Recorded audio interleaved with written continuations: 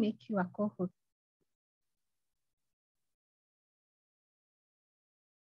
Okay, good evening, everyone. Karibuni sana. Thank you so much for making time to join the session today. And today we are going we are meeting the Journal Club facilitators who have been moderating different thematic groups in the Journal Club. And let me just say asanteni sana for the good work you have done. And also we have Luisa. She doesn't facilitate a Journal Club. I think she had joined, but she facilitates the Tuesday Shut Up and Write. So today we are here with people who've given off their time and their competences to be able to support other scholars. So I'm very grateful. My name is Aurelia Monene. I am part of the Journal Club admin team and also the founder of ADA Africa and amongst other activities that I shall share that I do. So before we start, because I think we are few, I would like us to introduce ourselves. Normally, we usually introduce ourselves with only what we are studying, but I think today we can also know what do you do apart from studying, so that we have a good sense of the facilitators who are running the clubs and kind of the passion that is pushing them to do that. So we have like 10 minutes where we will each introduce ourselves. Just say what you do, what you study, what is your profession, where are you currently working, and what is really pushing you to do this. So with your permission, I will just go as per the way I can see everyone is appearing. So the first person, Charles, please introduce yourself. Okay, good evening. And if it's possible, we can see your face. If not, don't worry. Okay, good evening, Charles. Okay, I'm somewhere I cannot show my face where I am. Okay. I'm Charles Led. I study PhD in applied mathematics. I'm a banker by profession. What else? I think that is enough. Thank you. I did not catch. What did you say? You applied what? Applied mathematics, PhD. Applied mathematics, PhD. Wow. Charles, you're the blessed. Thank those you. who shika mathematics. Anyway, thank you. Thank you, Charles. Pleasure to know you. From JQuat, eh? Okay. Yes. Thank you, Charles. Next, we have Daktari Elizabeth Akinyi. Karibu, Daktari, introduce yourself. First of all, I just begin by saying Pole. I feel I've really let the team down. I'm Elizabeth Owino. I teach in Moi University, counseling psychology, and I love matters children. That's where I would like to energize myself in, only that I've really been having a lot, but I thank God for all that I'm having in my hands. Thank you very much. Thank you, Daktari. I usually belong to the Rotary Club, and we usually say Rotary is for busy people. So facilitators are busy people. They do a lot, and they have even time to give their services. So asante, Daktari, even for just being there for the group, and the group hasn't shut down, it's there. We thank you. Next is Emmanuel.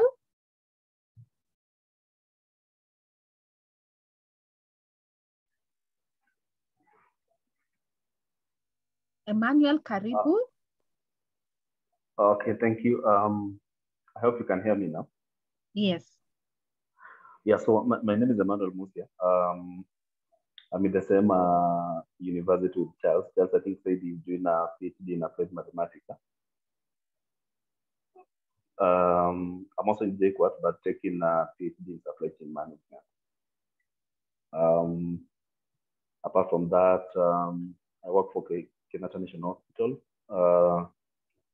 Professionally, I'm a procurement officer in supply chain and currently doing together with the research. issues of policy with collaborators, and proposal development. So again, research is I just want to venture into research on a serious note. So I'm on my preliminaries here. Okay, thank you. Thank you very much, Emmanuel. Pleasure to know you and see your multi-skills. And I think one way of becoming a better researcher is even facilitating research groups is one way of learning through experience. So next is Glorios. Caribou. Thank you. Good evening, everyone. Good evening. I'm Glorios Karaki Muhingavire. I'm a student at Kibabi University, taking MBA with IT, and I'm from Rwanda. Oh, pleasure. Pleasure to meet you, Glorios. Yeah, I've heard of your name. Please continue. I have done my coursework, and yesterday I presented my proposal and it has approved. I really grateful to be in this journal club. You really helped me, especially on my problem statement and the literature review. Thank you. Yeah, Glorious, congratulations. I think there's usually an emoji for congratulations. There you go. Good job. And we are happy for you that you passed well. Keep it up. Thank you very much. I have Michael Asiago. Please introduce yourself. Good evening, everyone. My name is Michael Asiago. I think my camera is not able to display my face well. In the dark. Yeah, I'm in darkness. Maybe better switch it off. Okay. Yeah. So my area of study is in population studies. I'm in my master's, which from Nairobi University, which I finished my classwork. I'm yet to do my thesis for the same. And for my undergraduate, I did applied statistics and IT.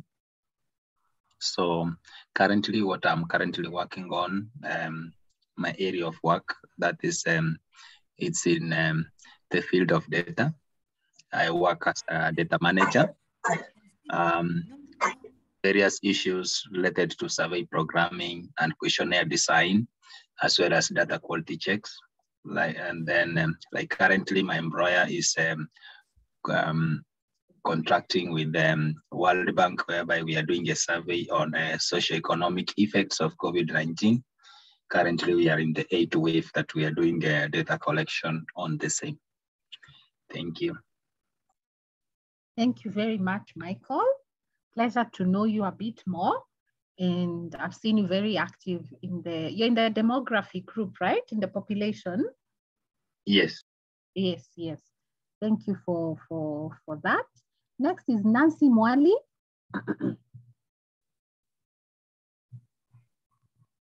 Good evening, everyone. Good evening. My name is, let me try and put my video on. Okay, I'm not sure if you can see me. Not yet. Oh dear. Okay, I don't know what's happening, but I've put the video on. I'm not sure why it's not showing. I'm a little challenged on the techie side. Okay, don't worry. You can go on. Okay, so let me just switch it off. Yeah, my name is Nancy Muali. I am a student of finance. I did my bachelor's was in accounting and finance, MBA finance, PhD finance. I'm inquisitive about knowledge, and I could say I'm an entry-level researcher, really at the very basic level. I'm curious about policy, the intersections of policy, practice, and academia, because academia is generation of knowledge, practice is where the rubber meets the road, and then policy now gels the two. In terms of work, I am a financial manager. I'm a finance practitioner. I work with an organization. It's a charitable trust called Kilimanjaro Blind Trust Africa, which is mainly in the sector or in the space of disability inclusion, education, technology, and innovation. So that's very broadly, but specifically, if I could go into it like in a minute, we provide digital assistive devices for visually impaired learners to be able to support them to access quality education. So that way, they are not observers in class, they are participants. So just to, in future, maybe I'm also looking at a way I can just merge the two, finance and disability inclusion, maybe financial innovation and disability inclusion. So I'm still figuring it out. So yeah, that is what I can share for now, but the rest we can continue engaging and I'll share more as we go along. Thank you. Thank you, Nancy. I didn't know that's what you do, and I love the intersection of finance and inclusion. And I think that's really, really important in today's world. Next, we have Arena. We are just introducing ourselves, what we do, and maybe what we are studying, so that we get to know people a bit more. Hello, good evening. Hello, good evening. My name is Arina Jamwa. I'm an IT practitioner, currently working with a public university as an IT specialist. I'm currently doing my master's degree in IT from the Technical University of Mombasa. I have made some major milestones. One of the best things that I did was I defended my proposal and it got accepted. I went to the field, I've collected data. At the moment, I'm currently analyzing it. My area of specialization cuts across 3 fields, but what I'm doing concerns artificial intelligence, machine learning, and maternal health. But my area of specialization is cybersecurity. Thank you. Thank you, Arina. You're really at the apex of the current topic of today, AI, machine learning, and intersecting that with health is great. And I forgot to mention, I am currently also about to publish my paper. It's under review from my supervisors. Once it's through, I want to submit it to one of the journals for publishing.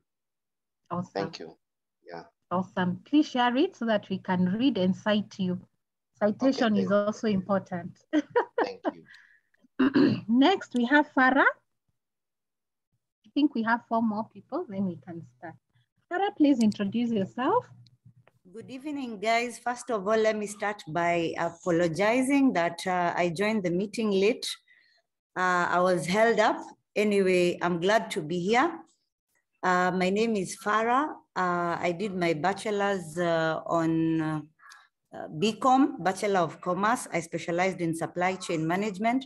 Then I did my MBA, and my specialization was in strategic management. Currently, I'm doing my PhD in the same strategic management. I'm currently working as a part-time lecturer at Uma University, and I also work at Alliance Medical Hospital as a hospital administrator. I'm really interested in data analysis, and I believe this is a very good forum, and I can say that I'm glad I met Dr. Joyce, and she offered this platform for all of us. So I'm really looking forward to learn a lot. Asante. Asante, thank you so much, Farah. I can relate to the courses you're doing, so thank you so much. Next, we have Isaiah. Please introduce yourself.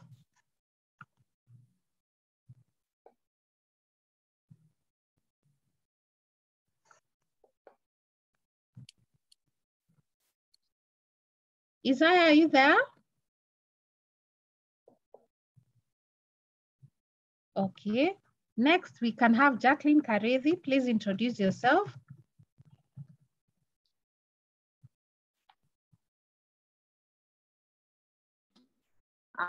Hello. Sorry, I missed that. Please introduce yourself. Okay, my name is Jacqueline Karezi. I'm an environmental scientist based in Kitale. I'm one of the facilitators of the agricultural group. Thank you. Thank you, Jacqueline, welcome. Next we have Scholar Kilu. Please introduce yourself. Good evening, everyone. Good evening. Yes, my name is Scholar and I'm a religious scholar. I am a minister with the Anglican Church, but above all, I also teach at St. Paul's University, where also I'm doing my PhD. I'm at the analysis stage.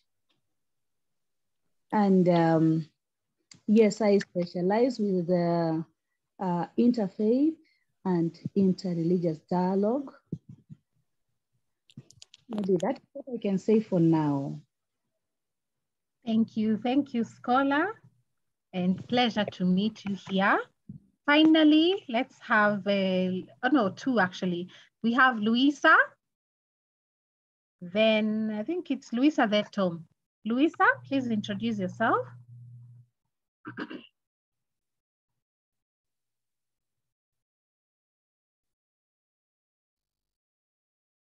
Luisa, we can't hear you.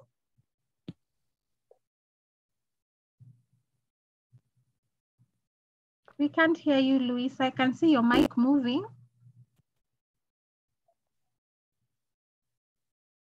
Not yet. Okay, Tom, come first. Come. Sorry, Tom, introduce yourself. Then Luisa, when her tech issues are, yeah.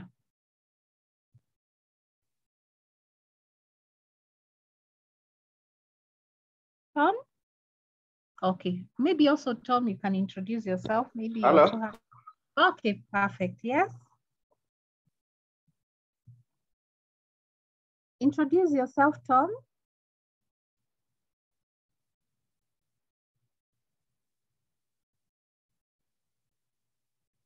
Is it my internet? No. Hello? Yes, Tom. Yes, good evening. Good evening.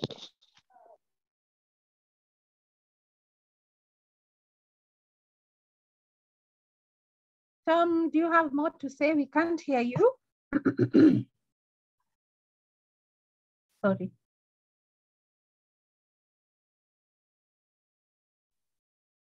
I'm pursuing Masters in Psychiatry at the University of Nairobi. So that's why I've been a bit quiet, because it has been a bit quite intensive preparing for the exams, collecting data. Yes, so that's briefly what I am. I do work for the county government of Kisumu. Mm-hmm. Yeah, though I've been on study leave for the past 4 years. Okay, thank you, Tom. Pleasure to meet you. Very active in the webinars. It's great that you're here. So I think we've managed. Isaiah, please introduce yourself on chat. We've managed to all know each other, and I can see. I'll just put on my video just a minute to to see who's speaking, but because people are having internet issues, let me put off so that we can spare that. So I've seen people have started connecting just because they know what people are doing. That's the beauty of introducing yourself.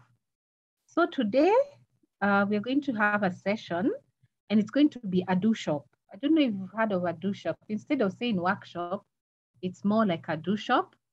Forget the warning that my office is not genuine, but anyway. So today we're going to do a do shop, and a do shop mainly is, it's like a workshop. It's a fancy name for a workshop, but it's a session where we will learn as we also create knowledge, and create knowledge about how to run our journal clubs and how we can be better, and also looking back at where we have come from. So we get right in. So how I've structured the presentation, first I'll just give a bit of a background of AIDA Africa. AIDA Africa is the organization that started the journal clubs. So just to know where all this came from, so that you know where you're also standing on, because sometimes it's good to know, okay, what is all this? Some people usually know journal club, they don't know there is an organization behind it. So it's always good to start from there. So this picture is the first event we ever held, and it was held at the British Institute. That was our first maiden day. It was 2017, and we had just made an announcement that if you're struggling in your research, please come.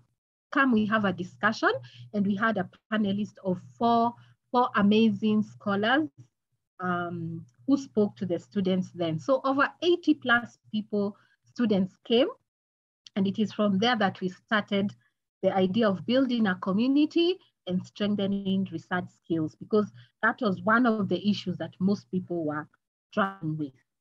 So that's a memory picture.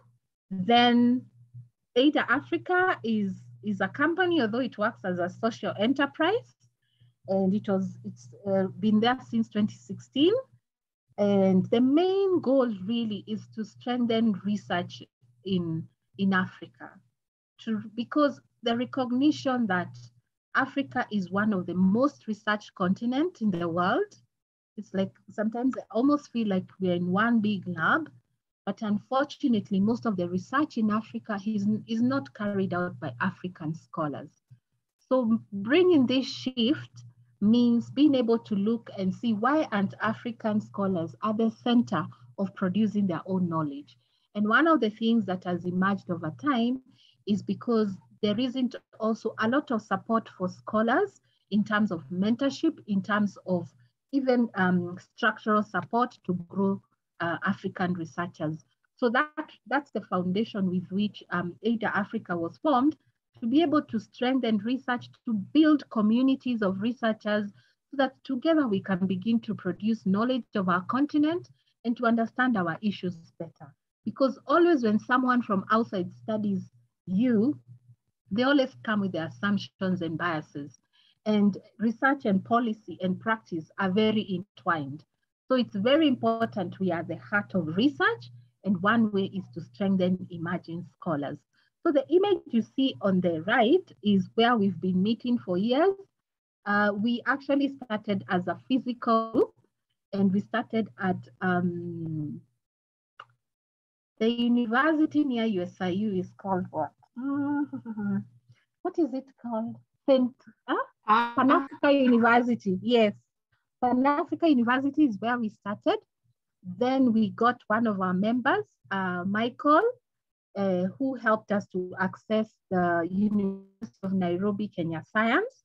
So this is where we've been meeting. We'll just contribute, have tea, and then we talk about research. So that's how we emerged. But from Corona, when Corona hit, we now moved completely into online clubs. We had a bit of physical, but the spaces we were given were closed. But now we want to resume a bit of physical, because I think physical meeting was also one way we really bonded with each other. So those are the people we used to meet twice a month, every Saturday. So just to introduce myself a little bit, so I wear 2 hats, or 3, or whatever. So one, I'm an executive director of an organization that does research. It's called Nascent Research and Development Organization. So we do research on development work basically, and have a strength in sexual reproductive health. And then I've also published a bit in sexual reproductive health, gender education. I'm an international gender consultant. That's what I do every single day, apart from research mentoring. I also founded AIDA Africa, and also I'm a member of the National Gender Equality Commission and Equality Collective. So I find collectives, and I think it really relates to the communities we are trying to build with Journal Club. I find collectives very important spaces where we exchange knowledge with peers. And I think that's what we want to build with also journal clubs that have a specific discipline, where you keep strength knowledge as someone in that discipline amongst, together with your peers. So I've worked for 15 years in many, many organizations. And I'm also a trainer in gender and SRH, a Rotarian, a mobilizer, a great mobilizer, and all that. So just to give a bit of a background of what I do, right now I'm also a master's student. This is my second master's at Strathmore University in healthcare management. So that's a bit about me. So the future of what the vision is we want a future where African scholars are in charge of producing and using knowledge. We may not have money as much to be able to support our research, but at least can we be at the center of that knowledge production and utilization of that knowledge. We've read papers, I know most of you have read papers where scholars in Africa have pushed back and said, we are not data collectors, because what has been happening, studies have been structured, and then you find researchers in Africa, imagine even professors, are being delegated to just collecting data, and their names appear nowhere in research. And people are pushing back and saying, if you're designing a study, do not design it abroad. Bring it, we design it together. And even for me, in my practice as a gender consultant, I keep pushing back and saying, can we design the study here in Kenya? Hola. So say hello to the baby. I don't know whose baby is that. So the mission is to create then, for us to be in charge of producing and using, we need to create an environment that puts us in charge through real-time support and learning through practice. And that's what we hope to do with the journal clubs. Right now, we are going through changes because now after all those years, of course, we've learned a lot. So in July, we are going to unleash the new focus of the journal club, how we hope to strengthen them better. And that's why also this meeting is very important to hear your views. So it's to really provide that personal support. I think one thing that has made us distinct is that personal. We know who we are mentoring. It is not just a webinar, come and go. We know the people we are mentoring. And of course, with the online space, that has changed a bit. But because we will do a bit of physical, we will actually get to meet each other better and learning by doing. That's why you see we have webinars which are led by people who are students and not only calling professionals.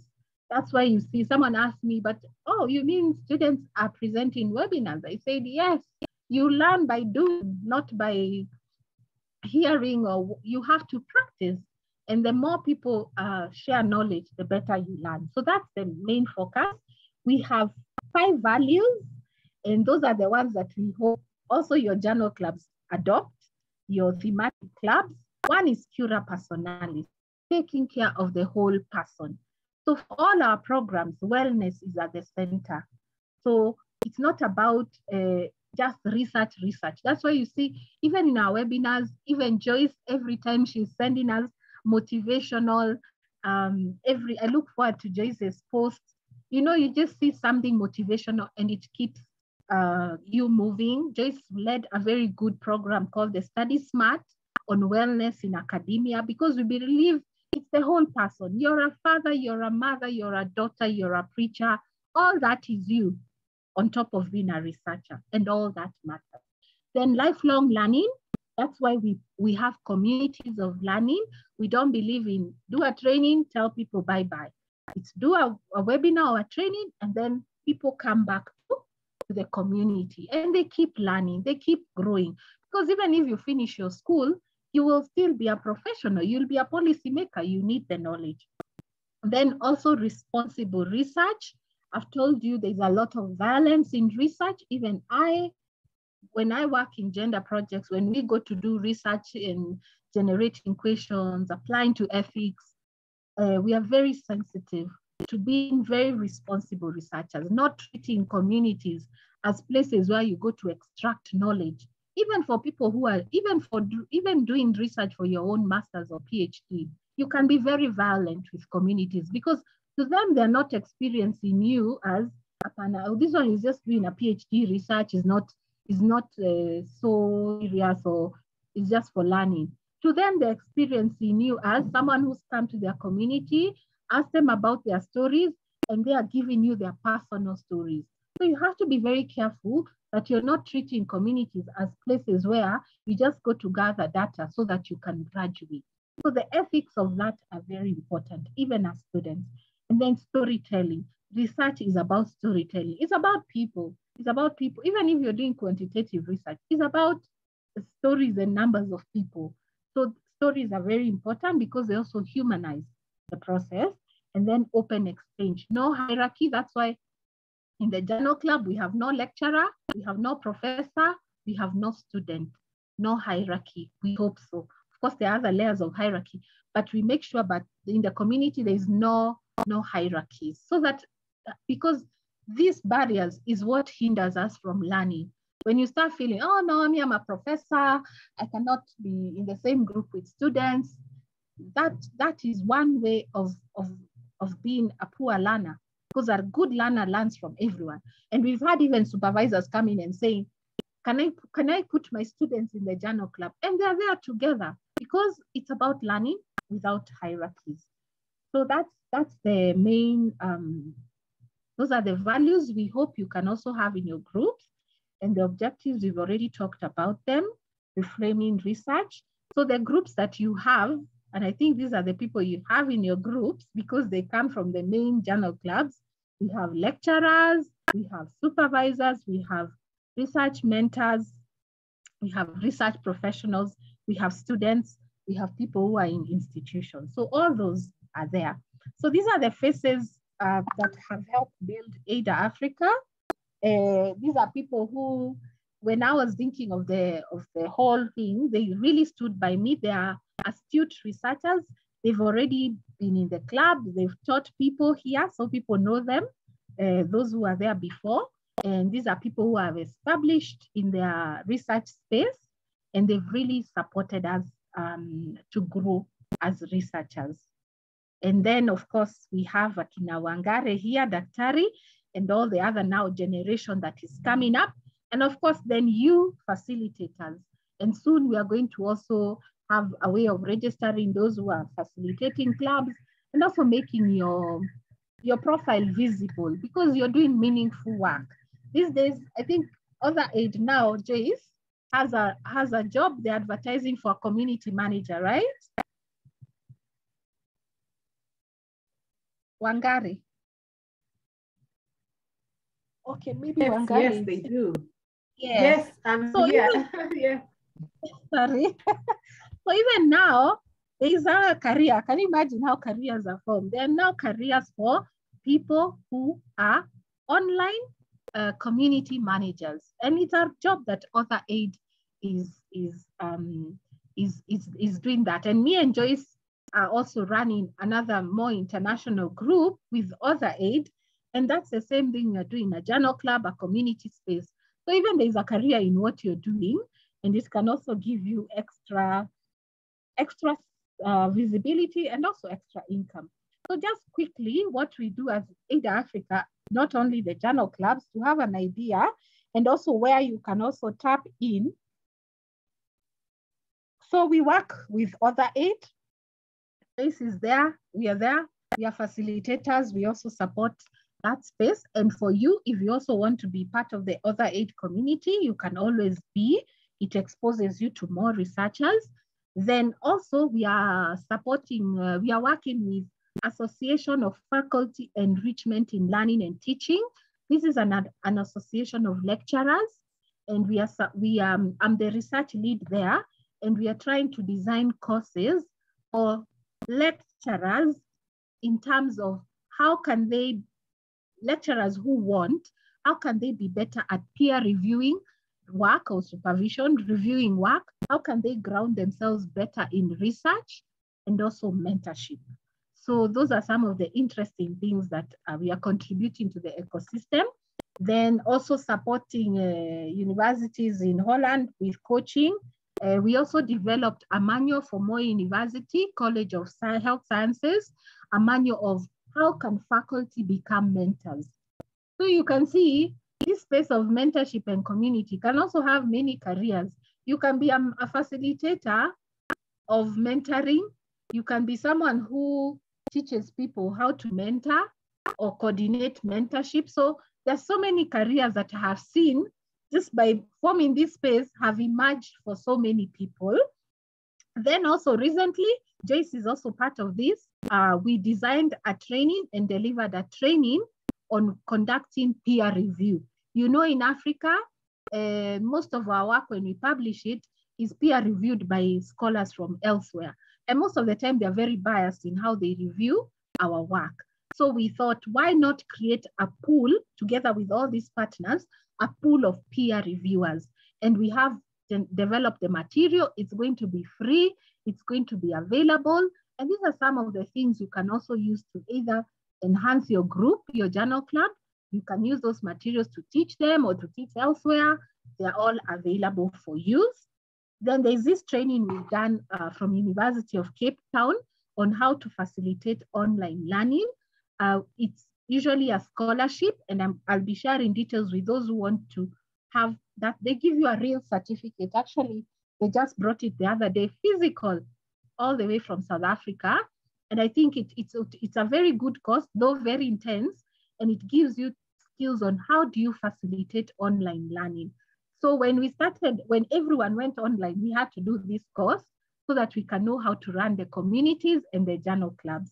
So it will be a good course, and I think one can take it and have an extra cap on their wing. And also we are, Aid Africa is NITA approved, so we will start doing training soon, and all these trainings are NITA approved trainings that we provide. So that also gives us a bit of credibility in that sense. So now to the business of the day, journal clubs. Is there any question up to there before now we start to the meat and the journal clubs and the do shop? Any comment, question?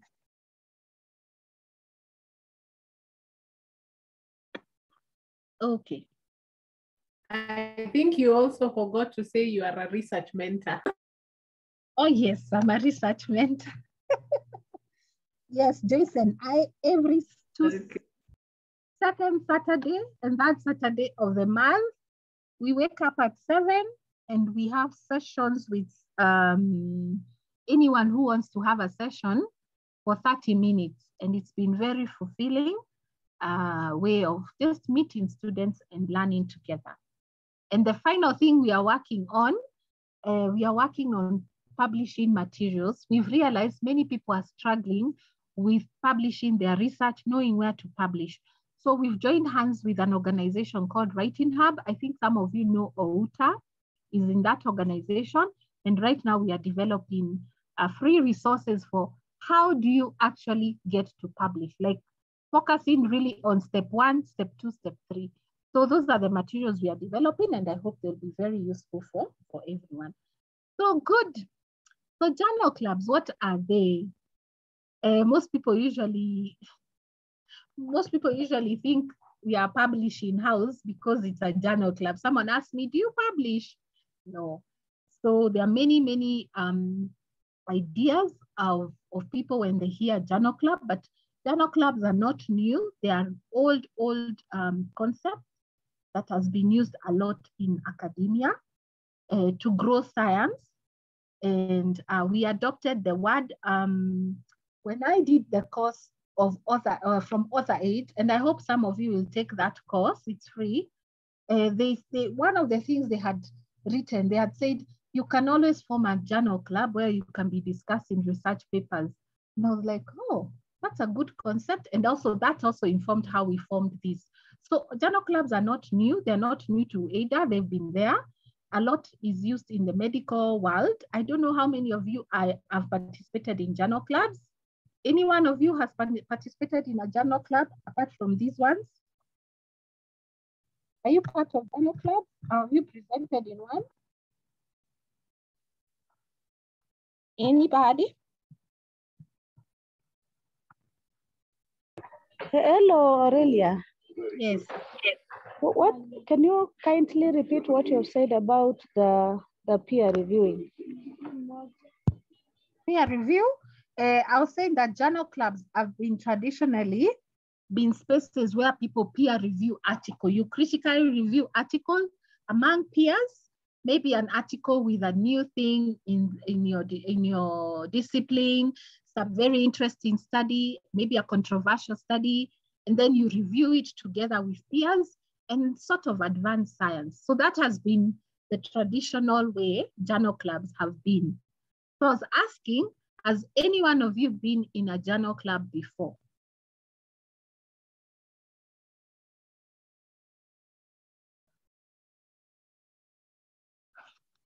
No? Let's see.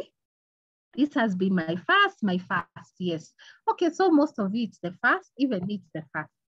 So, so as I have said, journal clubs, that has been the tradition. Even when you Google, most of the time they say it is spaces where people come to critically review papers. So for us, we decided that journal clubs will be will be more than that for us, because the communities we are working with have more needs and have more resources and have more competencies. And I think we can use that space to do more. So for us, that's what we have done. We have more activities than just reviewing a paper. In fact, we have less of reviewing a paper, which we want to really start doing, and more of other mentorship activities. Because what happened when we started the journal clubs, we realized that when you call people to review a paper, people are very shy because maybe their research foundations are not good, so they don't want to participate, they don't want to give their opinion. So that's why you see our journal clubs are very research mentorship heavy and less on critical review.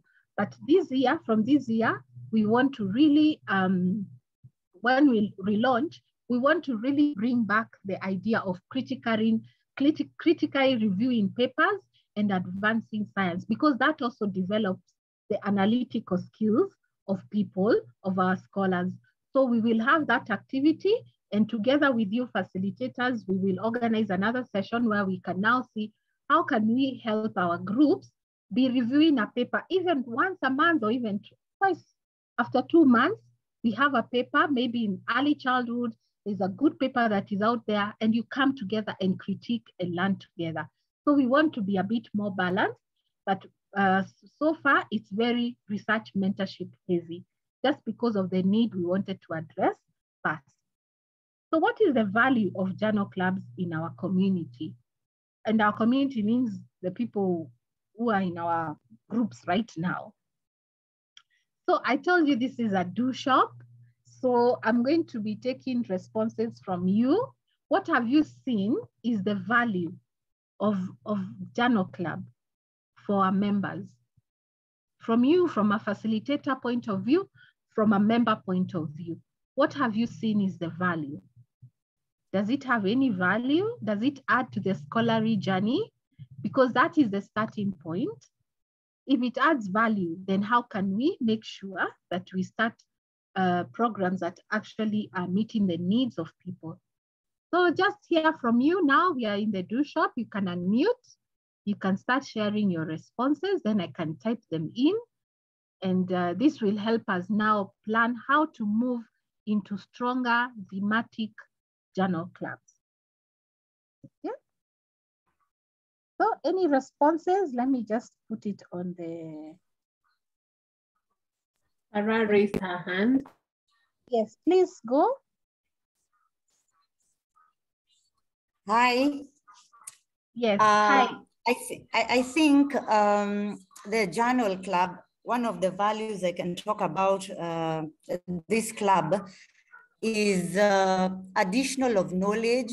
Things like, I basically am very much interested in data analysis, and I've seen some trainings on it.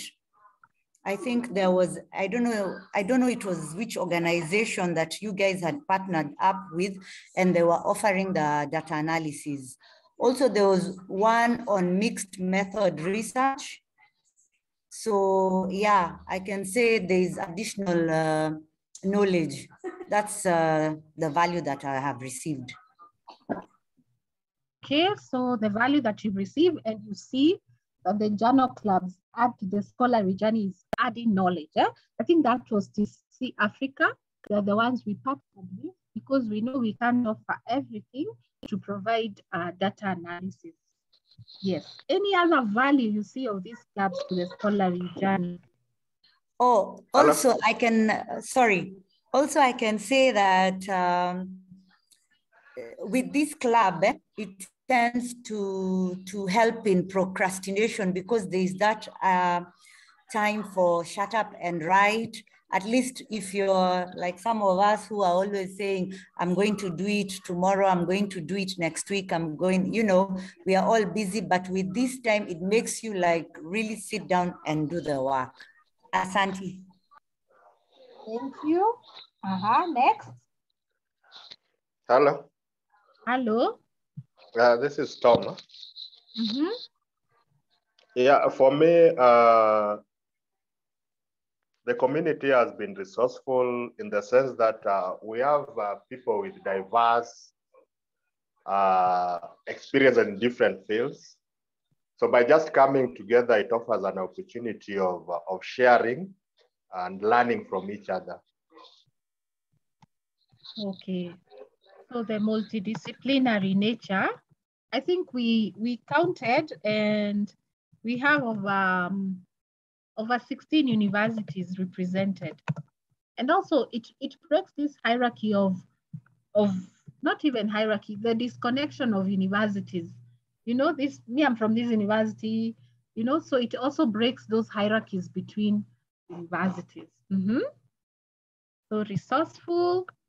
Any value you have seen you being in a thematic focused journal club, like a journal club focused on IT, early childhood, agriculture? Is there value in being in your own discipline journal club? I would also want to add that with this journal club, I think we are going to most organizations that are research organizations in Africa are more of data collection centers. So with the help of the journal club, I think we are going to move to a situation whereby such organizations in Kenya and Africa in large move from data collection centers to data analysis for policy implementations and like that. Okay, so that shift, we need now to move to data analysis. I didn't even know we are mainly data collection centers. Food for thought. And just to add them, I am a data manager. I've worked for more than one organization. What we normally do, we have field officers. An organization has field officers who go collect data, and then some professors in other countries go analyze, and then it's rarely do you find us Africans or most research organizations doing the collection, analyzing, and using it for policy purposes. Yeah. And those, if someone is analyzing your data, are you really in charge? You're not in charge. So I think that's very important. Even report, I've been in when I'm doing consultancy, you just hear someone say the report will be written from I don't know which country, and you're like, I can also write. I'm going to write, because what happens if you don't write the report, your name is never there. So it's like we have to keep fighting as African, like politely fighting. The struggle is always there for us to be visible. You've done all the work, but your name is nowhere. You'll not write the report. And if you don't write the report, you don't influence anything. So thank you. So any other value we can add, then we move to the next. Okay, we also have engineering. Okay, thank you. So if you think of any, we will come back. Then the other question we need to ask ourselves, what is the characteristics of our scholars who come in our journal club? What do they need and what do they have? For us, we believe that, and that's the critique we have for always doing needs assessment. You also need to do resource assessment. What do people have before you ask what do they have? So what do they need and what do they have that we can all harness, and what can we give? So the next round of question is, who are they? What do they need? What do they need? What do they, what do they have? Not what do they need. So any ideas of who are they, who are in our clubs, not in terms of masters, but who are they really, and what are they needing, and what are they having? Because as a journal club facilitator, if you don't know who is in your group, then you may not be able to know why they are there. Why are people in that group? Go. Some of them are unemployed. They are seeking for jobs. So we have seeking for jobs. Are they seeking for research jobs or any jobs?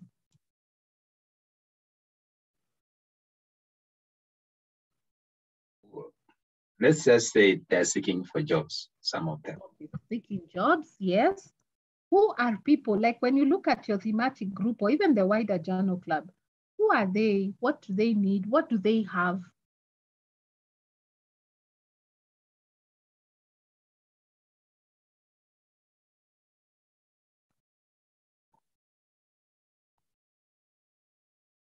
We have people interested in learning research. They are interested in learning research.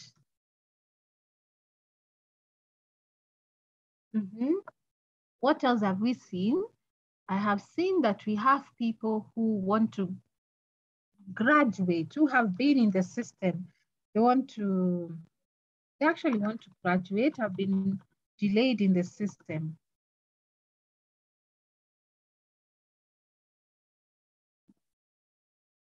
Because if you know what is motivating someone to be in the club, it's when you know how to meet their need. Because you might be in a group and you're sharing resources, and someone is thinking, me, I'm here for a job. And now you're sharing conferences, and so that's why it's very important to define who are these and what do they need and have. Any other things you have observed?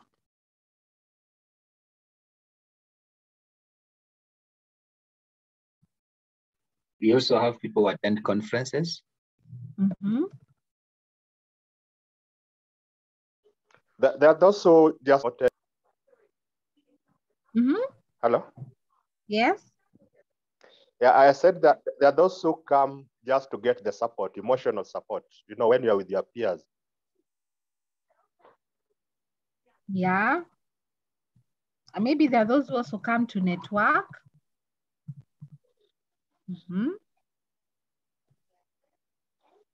What do they usually have? What do members in our clubs have? Even you can look at yourself. What do you have that you feel you give? Because like you're volunteered to be facilitators. What do you have that you're giving? There are those who wish to train. Okay, wish to train. Stroke mentor.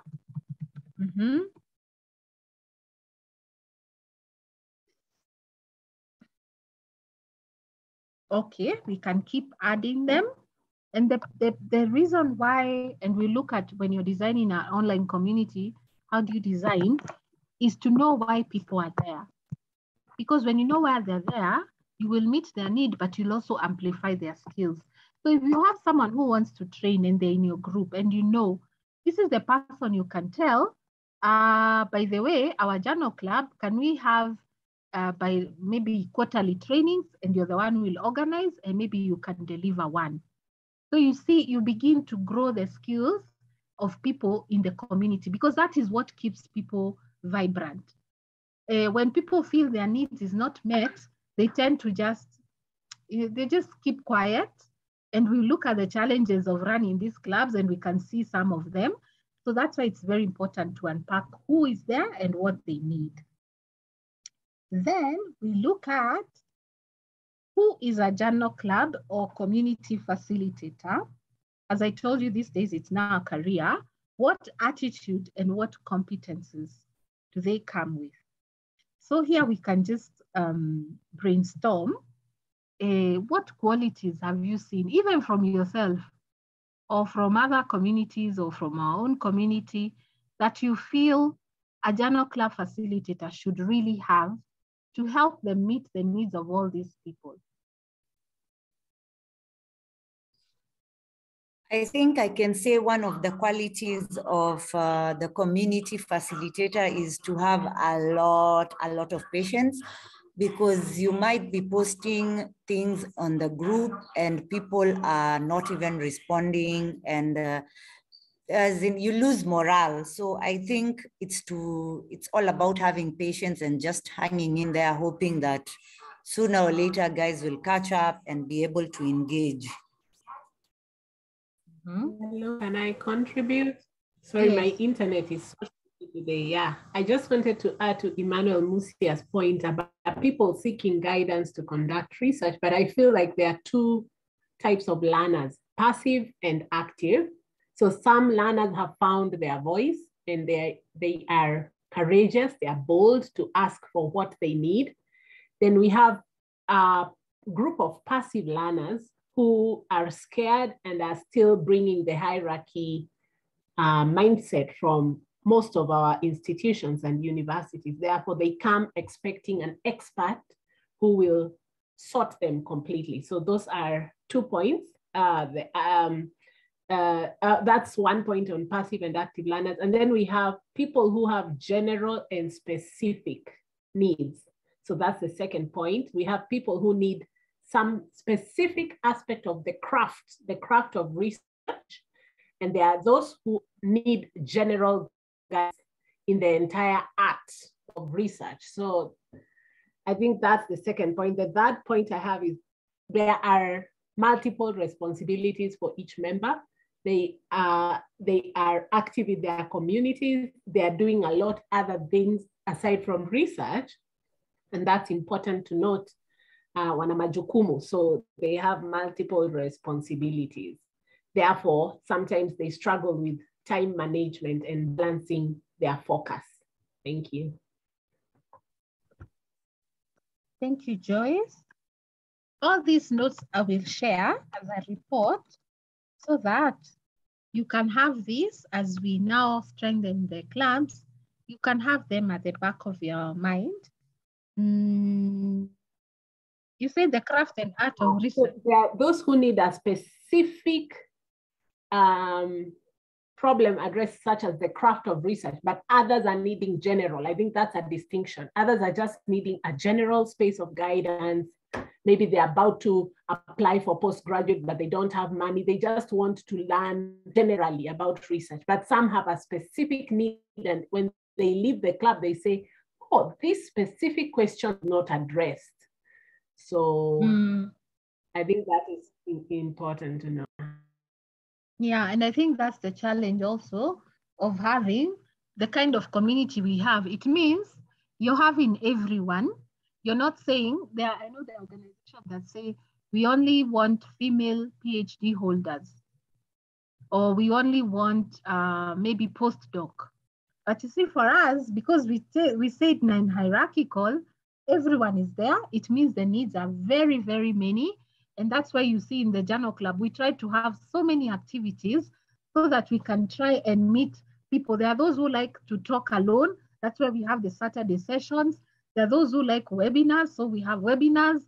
So that's why we try to have a mix of activities so that we can address the different learning styles. And one of the resources I'm going to share with you is the one we were given at the course I told you at EEMAG.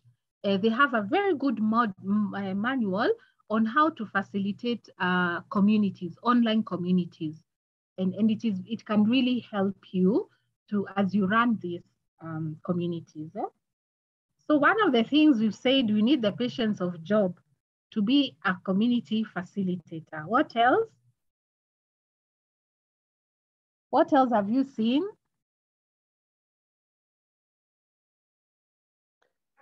You must also be accommodative of others' views. Mm-hmm.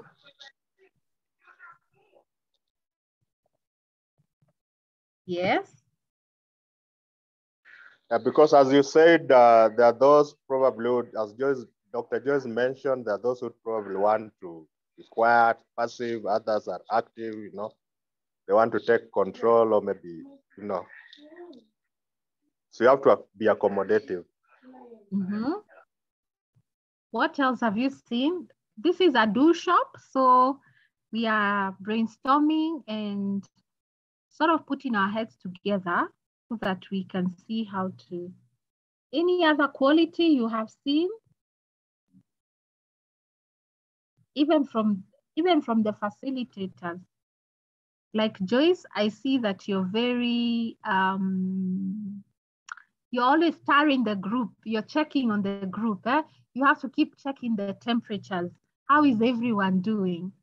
I don't know what quality is that, but let me just say, check the group temperature. I think it's about energy or zest or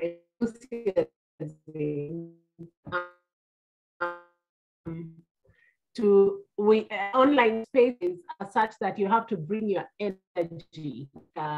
Is that when you do a Zoom meeting, you have to be a little more animated because people can only, like right now, you can only see my head, cannot stand up and adding energy. But sometimes I wonder if I talk too much because when I'm the only one posting for a whole day, I wonder what is going on with members.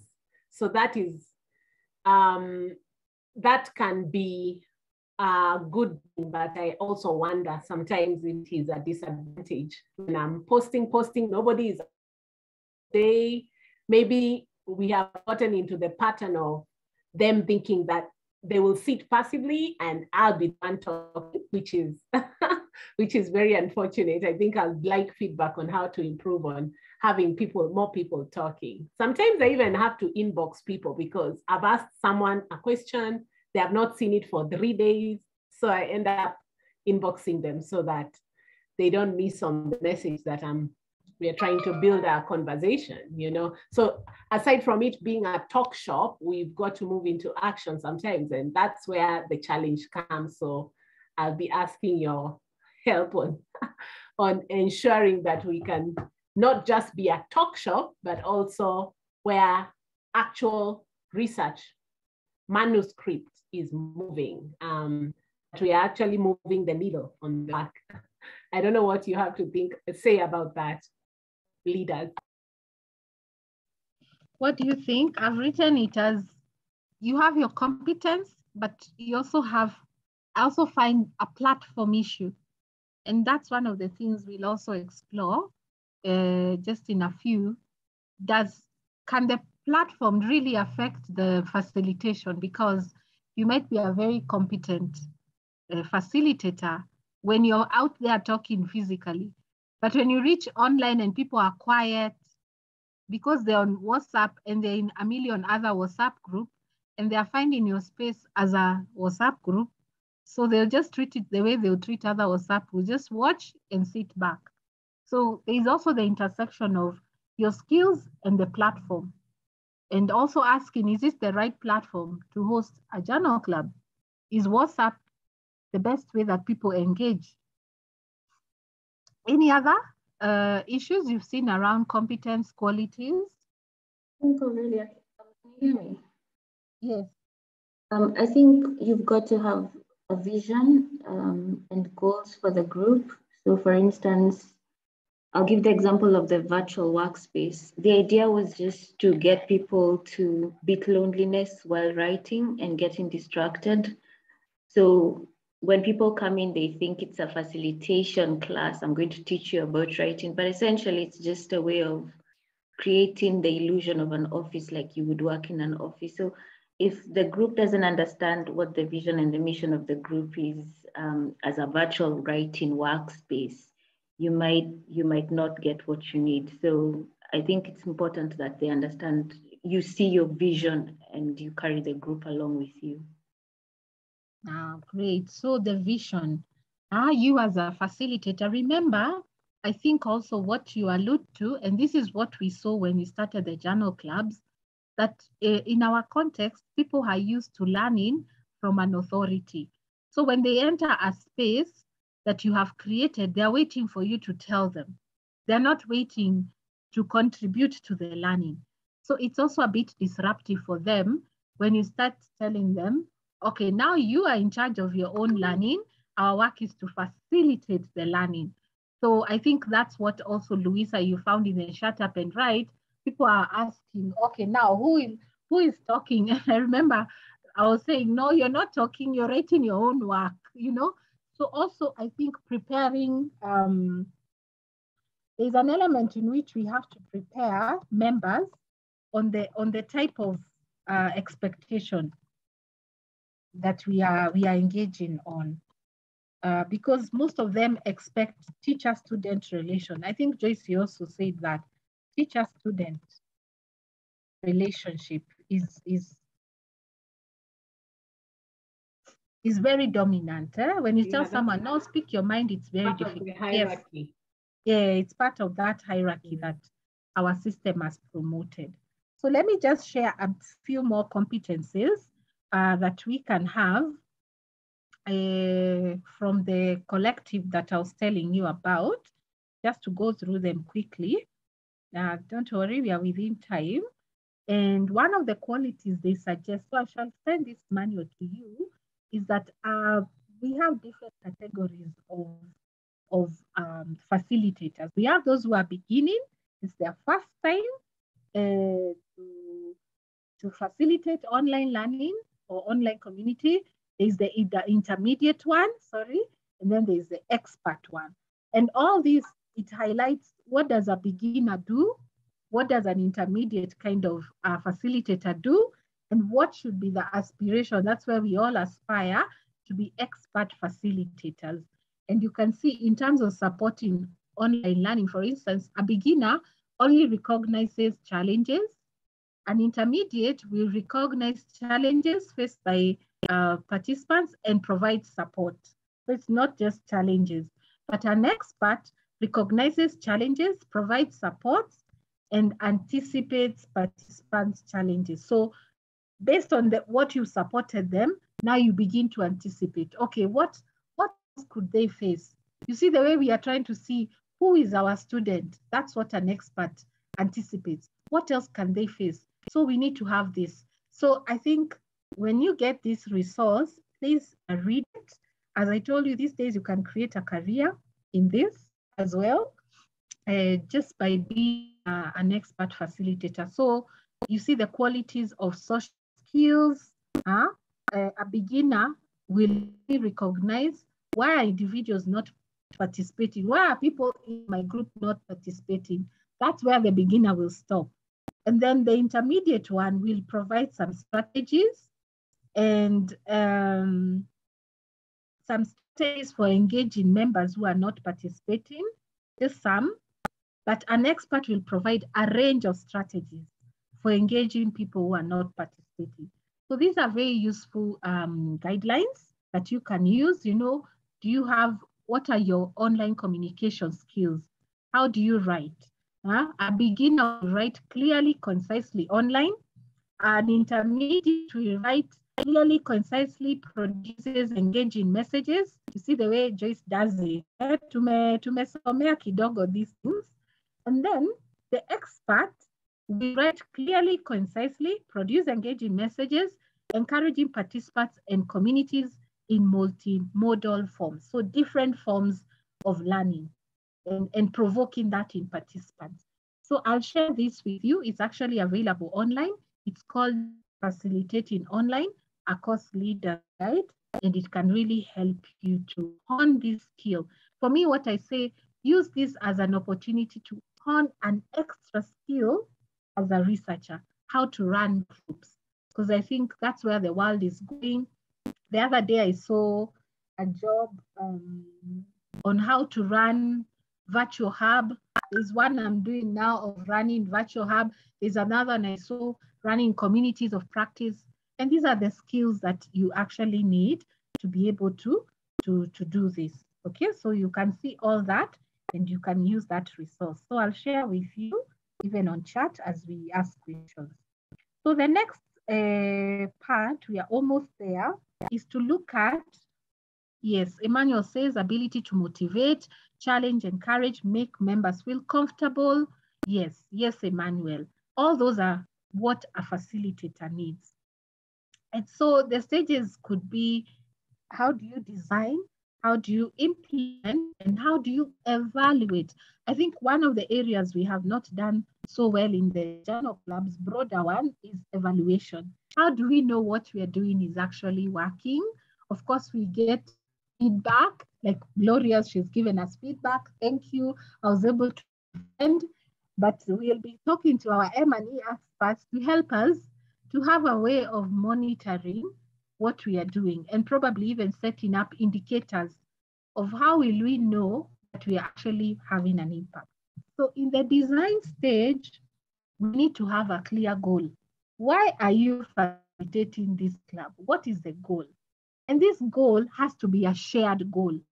You might be having a goal. I think people need to come together. Like me, there's a time I formed a club for gender. I was like, oh, I have so much resources to share on gender. I also want to learn gender and become better. Then I formed the club. I have all these ideas, but people are not communicative because we did not have a shared goal. I think people are expecting not to be asked questions. They are expecting to receive knowledge. So me, I was there asking them, okay, what do we do? So people just kept quiet. So shared goal is very important. And then leadership, who is leading the group? Because where there is no leader, where there is no leader, people feel lost, no accountability. So a new member joins your WhatsApp page, they're asking, okay, who is the leader? You know, so there has to be clear leadership, and that's what you see in the main journal clubs. We keep introducing ourselves. This is Joyce, this is me, so that people know there is a captain running this ship. Don't worry, we got you. Then selecting the platform.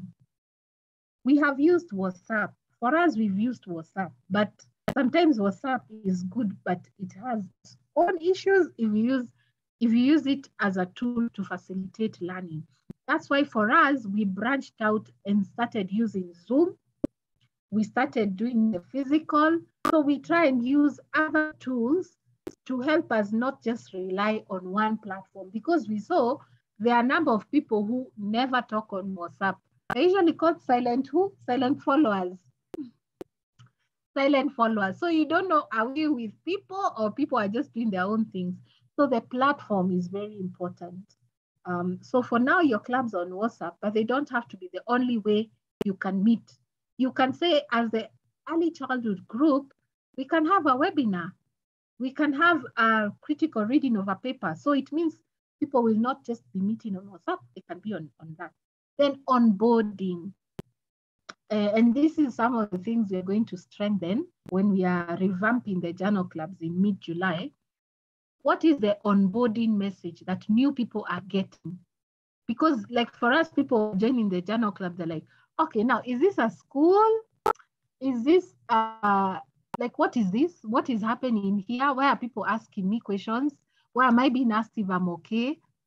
So onboarding is very important for people to know, why are we here? What are the limits? What are the boundaries of the club? What does the club do? What does it not do? So that onboarding messages are very important. And you as a facilitator, nothing stops you from even doing a video, a welcome video. Welcome to this thematic group. We are who, and you can be sharing it. My name is who, I'm going to be with you, and this is what we do in the club, Caribou, you know, all that.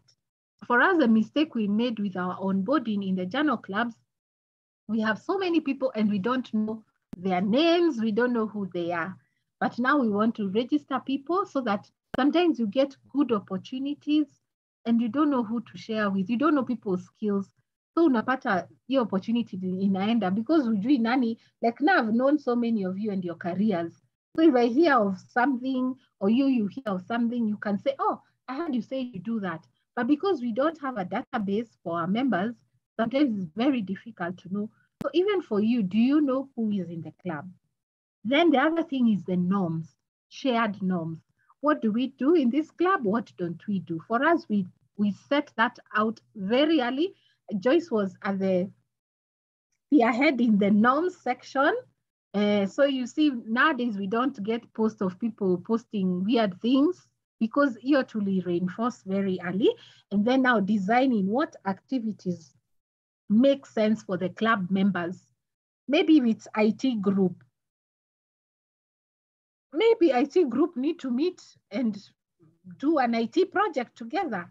I saw there were those who are even writing a proposal together, you know, so let the activities be guided by what members need and want. Then the implementation, have a calendar of activities. Even for us, we'll strengthen this in the main clubs. You need a calendar of activity, and it's better to have it very early. Like in January or wherever, you just say, this month, we know that we have a webinar every quarter. We know that we'll be reviewing a paper every 2 months. We know we'll be doing this so that members prepare. You're not coming and telling them, oh, we have a webinar next week. They're like, okay, when was this set up? Then delegating duties, don't do everything. As a facilitator, have a co-facilitator who you can be helping each other with, and moderating now the group, keeping the group active and alive. The beauty with their groups, they don't have very many people, so it's nice to build, you can build a really nice community and make your community well known and all that. Then finally, having an M&E. We are going to see who in the club can help all of us set up an M&E system that we can be checking what our clubs are doing. And nothing stops you from writing this on your CV. I haven't written on my CV, but I think this is really, I think it's good to write on your CV that you facilitate an online research group. You know, that's a very important skill. Last week, we were being taught how to write your LinkedIn. You should have a chronological LinkedIn. You should write the jobs you've done, but you should also write the functional. What are your skills type of LinkedIn? I can facilitate online communities. I can do this and this and this. So these are some of the things that can make you stand out even as a researcher or any professional in your career. So I don't know, what are your current experiences of facilitating journal clubs on WhatsApp? What have you found? One of you said no feedback from members. You post and everyone is quiet. What else? If you have any question in the status, please pause so that we can also know the question. Any other challenges? All this now is about challenges. Any other challenges and then solutions? What have you faced? I think even for us with Joyce, we faced no feedback or very little engagement, one-way engagement. I think we've also faced members not open about their needs. So they wait for you to ask. And it's because of our education system. Yeah, sorry, I posted the chat because my network is very poor. I typed in the chat. Not knowing the needs of the members, yes. Those are some of the challenges. So as a facilitator, nothing stops you from just inboxing someone on WhatsApp. You can say, this month, I just want to know who is in the club. Then you just inbox them. How are you? What are you doing? And can I tell you that it's also a great way for you to network? I think some of the good consulting jobs I have gotten have been from the journal club. So actually, you can actually get real connections and networks and people who can also grow your career and expose you to other things. So I've also copied from Joyce, silent followers.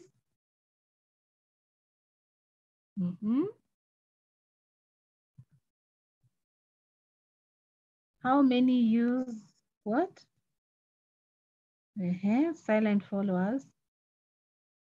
There are those who have put they're inactive. Some people are a group, so they're not able to see messages. Okay, there are those who put block notification for 1 year.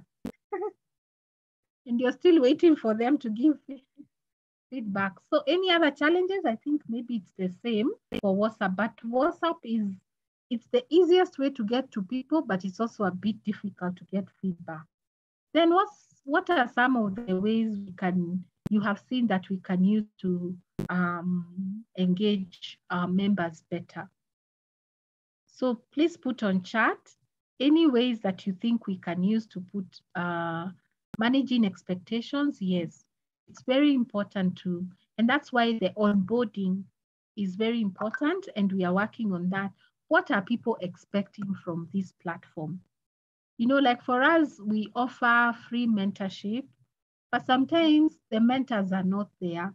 So someone is thinking they'll come and get a mentor the next day, but they don't know. We have to go and now look for a mentor who is available, who is willing to volunteer. And that's why even from July, we will start having some programs where people can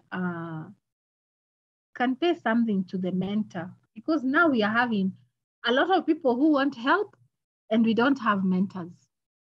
So now the challenge becomes there. So that expectation becomes like, okay, now what do I do?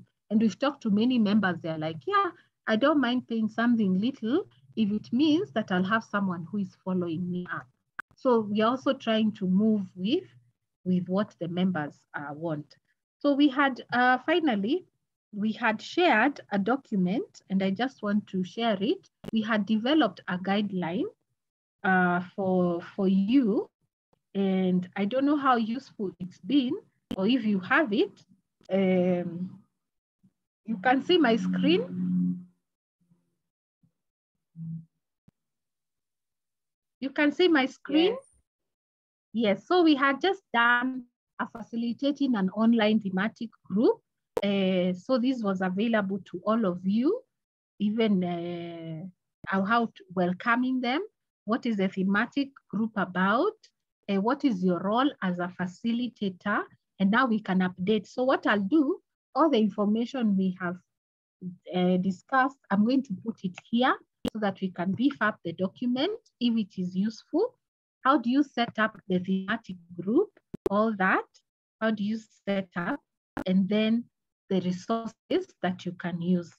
So this is what we did so that someone doesn't feel so lost. And as I told you, we shall be revamping the clubs. And of course, that will also help your clubs also become more active.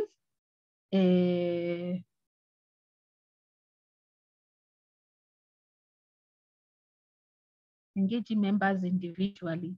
Yes, that's yeah, engaging. Yes, I'll share with you the resource.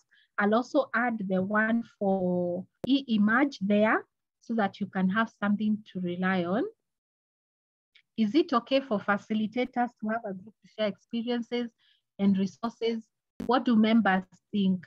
Is it good to have your own group and say, hey, this is what I have faced? Can someone tell me I have these members? A support group for facilitators. So let me just give, okay, I know I've passed time by, it's now 8:30, I'm done, but let me just open now a bit for reflection, at least maybe 5 minutes for reflections. So Luisa, you can reflect on this. So I know your Nini is not working, but what do you think about a space where facilitators can support each other? And what are your current reflections? So me, I have finished, but I would love to hear your reflection. What do you think about facilitating clubs? Is it something you're still interested? Have you lost hope about it? What do you think? Over to you now. Oh, don't see that I have an ingenuine office. Let me hide that. Don't tell Microsoft. Mm-hmm. You know the next door, right?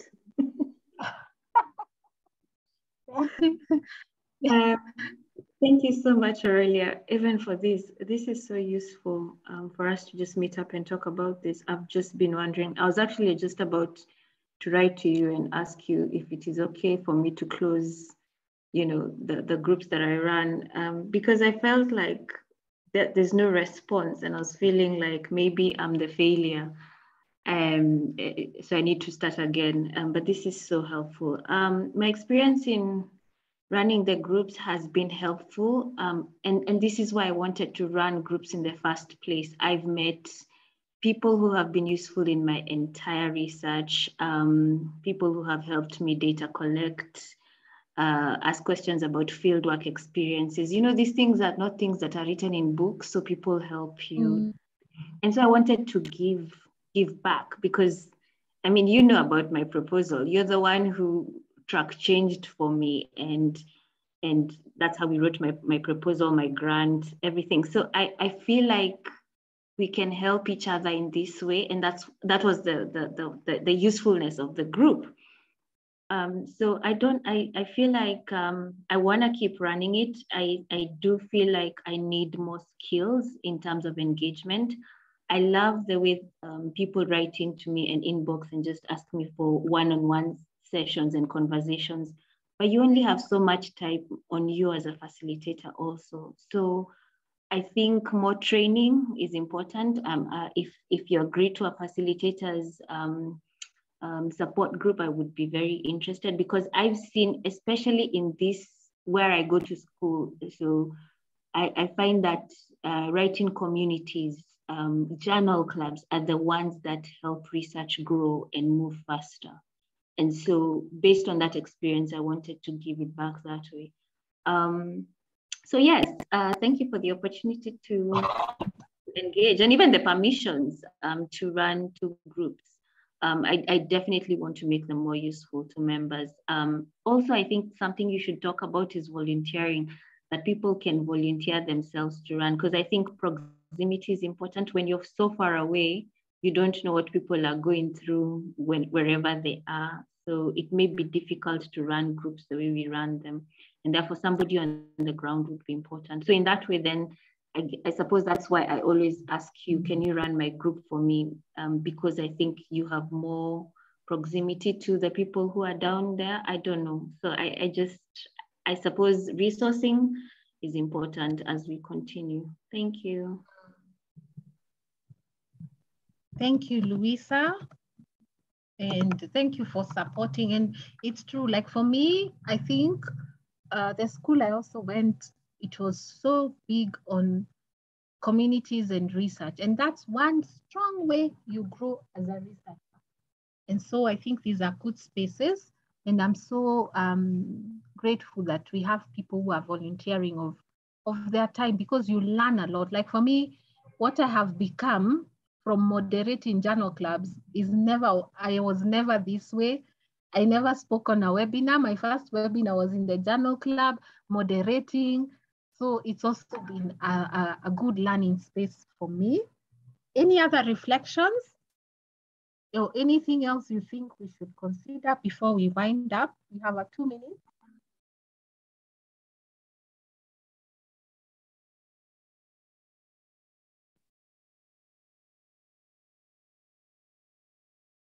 Okay, let me see on chat. Farah has posted in the chat. Thank you, Farah. Mine has not been good. Members never respond. At the end of the day, you lose motivation in the group. Like I said, it's patience, yes. So now we are going to Now I see we are going to also try and address this. How do we address members' participation? And so this is like the core one. And it's very interesting because people joined the group, but then they don't talk. Even for me, I see that very often. So how do we address this? Is it related to members feeling shy? Is it the platform? So let's see how to navigate this. Also read around it. There's a lot we can learn online. Read around it. Let's see. Do you agree we have a facilitators, another WhatsApp group, or maybe we can be on an emailing list or something so that we can share resources? How can we be communicating as facilitators? And because I also told you, we also want to increase our visibility of facilitators. We have, at least we have your page. If you want, we have you somewhere online. When people Google your name, they can also see you're running something, if you want that. So how will we engage as facilitators? Because we have some things we need to strengthen. Yeah, just meeting was for channel club facilitators, and sorry, and those?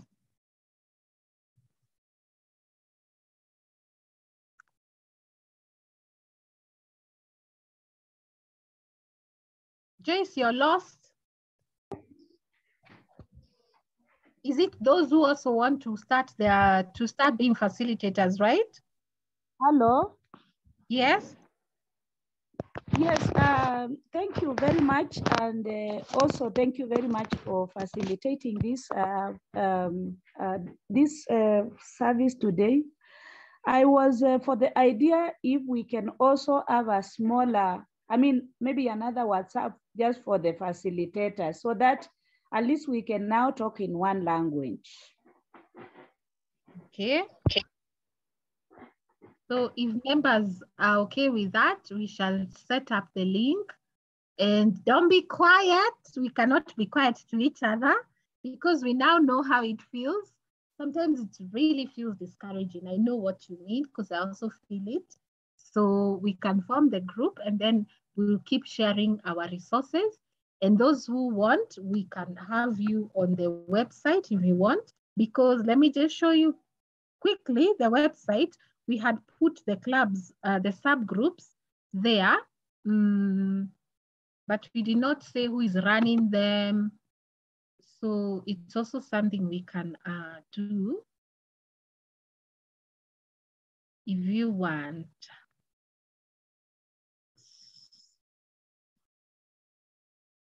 We'll also change a bit the website, I think. By Elizabeth, I've seen you struggled a bit, but don't worry, it's recorded. So this is this is our website page, but it will be revamped. We even have a name for the journal clubs now. They were nameless. So we'll have a name.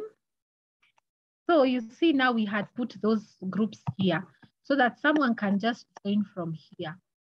So we want to revamp this so that it can also have the name of the leader, their information if you want, and then someone can just join easily.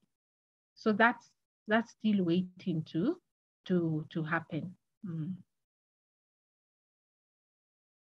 Okay. Any other issue? We'll set up the group. For me, I'm done. I just want to say thank you. And let's keep together and we share all we have so that we can be the best research club facilitators in Africa.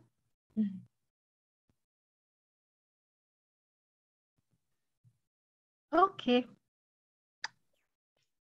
Sawa. Take care. You can fill in the feedback form and I wish you all the best.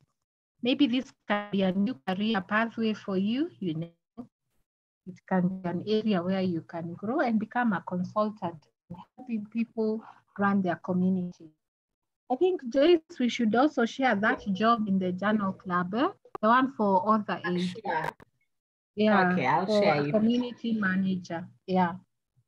Yes. Yeah. I just wanted to say, from where I sit, I have really benefited from learning also your facilitation and leadership styles. Thank you so much for coming out to volunteer to do this. This work is not easy. Please do not be discouraged if you find only a few people talking. Remember the strategies Aurelia has taught us, like you can inbox some people to spark off a conversation. You can create debate. You can do a lot of self-disclosure. You can put up a video of yourself, an audio. I really like Aurelia's audio notes. Sometimes they even lift my mood in the morning when I wake up and I've texted and nobody is replying in the group. So thank you so much, Aurelia, for those audios. I hope they are recorded and kept somewhere in our library. And I really want to have you consider that when there is no discussion, it does not mean that people are not seeing. So it could just be a change of strategy so that the online spaces that we all now have had to learn very quickly, we are all on a very new learning curve, very, very fast learning curve. So we can grow together, be active in a group where we are facilitators. Even those who formally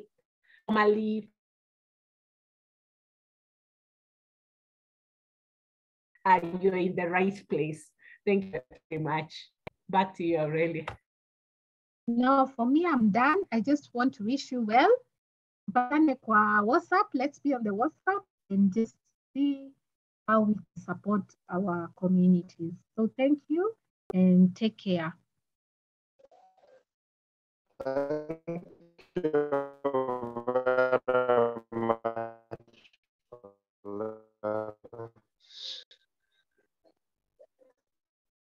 Bye. Thank you, Tom. Bye. Bye. Bye-bye. So I'll end here and have a good evening.